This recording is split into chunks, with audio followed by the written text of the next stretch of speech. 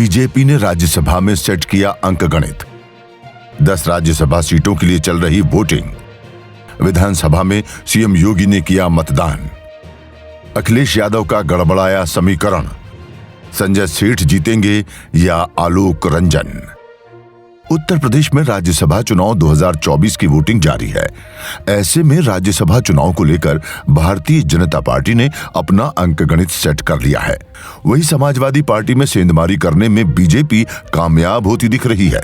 दरअसल सोमवार की शाम डिनर डिप्लोमेसी के जरिए सपा अध्यक्ष अखिलेश यादव ने राज्यसभा का राजनीतिक गणित सेट करने की योजना तैयार की थी, लेकिन संजय सेठ अंकगणित को अपने पक्ष में करने में कामयाब होते दिख रहे हैं। वहीं अखिलेश के डिनर से समाजवादी पार्टी के 8 विधायक अनुपस्थित रहे। तमाम दावे तो सबके एकजुट रहने के किए जा रहे हैं, लेकिन गौरीगंज विधायक राकेश प्रताप सिंह ने एनडीए उम्मीदवार संजय सेठ को वोट देने का ऐलान कर राजनीतिक पारा गरमा दिया है। वहीं राज्यसभा चुनाव की वोटिंग शुरू होने से ठीक पहले इस घोषणा ने अखिलेश यादव के सामने स्थिति विकट कर दी है। आपको बता दें कि यूपी विधानसभा के तिलक हॉल में वोटिंग की प्रक्रिया जारी है, जिसको लेकर राजनीति उलझी हुई है। यहां 10 राज्यसभा सीटों पर चुनाव हो रहे हैं। वहीं साल 2018 में हुए राज्यसभा चुनाव में 10 सीटों में से 9 पर बीजेपी और 1 पर सपा उम्मीदवार की जीत हुई थी।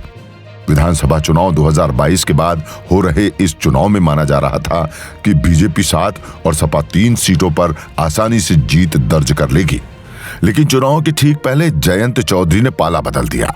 वे बीजेपी के साथ हो लिए। इसके अलावा ओम प्रकाश राजभर भी बीजेपी के साथ हो गए हैं।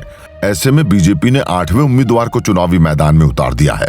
संख्या बल न होने के बाद भी बीजेपी के इस उम्मीदवार को उतारे जाने के पीछे सपा में संभावित बिखराव को आधार माना गया। वहीं संजय सेठ के चुनावी मैदान में उतरते ही राजनीति गरमाई हुई है। हालांकि संजय सेठ समाजवादी पार्टी के टिकट पर पहले राज्यसभा जा चुके हैं। ऐसे में पार्टी में उनके चाहने वाले भी मौजूद हैं। पाला बदलकर बीजेपी में शामिल हुए इसके बाद भी उनके कनेक्शन नेताओं से बने रहे हैं। इस बीच उत्तर प्रदेश के मुख्यमंत्री योगी आदित्यनाथ राज्यसभा चुनाव के लिए विधानसभा पहुंचे। इनके बाद सपा सुप्रीमो अखिलेश यादव और शिवपाल यादव भी पहुंचे। पहले सीएम योगी फिर अखिलेश यादव वोट देने के बाद बाहर आए। बता दें कि राज्यसभा की 15 सीटों के लिए उत्तर प्रदेश कोटे की 10, कर्नाटक की 4 और हिमाचल प्रदेश की 1 सीट के लिए चुनाव हो रहा है। इससे पहले 41 सीटों के लिए सदस्य निर्विरोध निर्वाचित हो चुके हैं। उत्तर प्रदेश में 10 सीटों के लिए कुल 11 प्रत्याशी मैदान में हैं, जिनमें 8 बीजेपी और 3 सपा के हैं।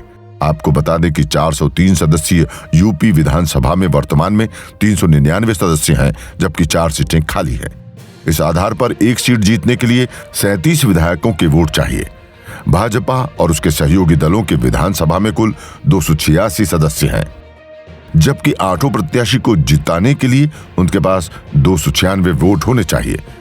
यदि जनसत्ता दल लोकतांत्रिक के 2 विधायकों के वोट भी बीजेपी के पक्ष में जाते हैं तो भी उसे 8 और मतों की जरूरत होगी।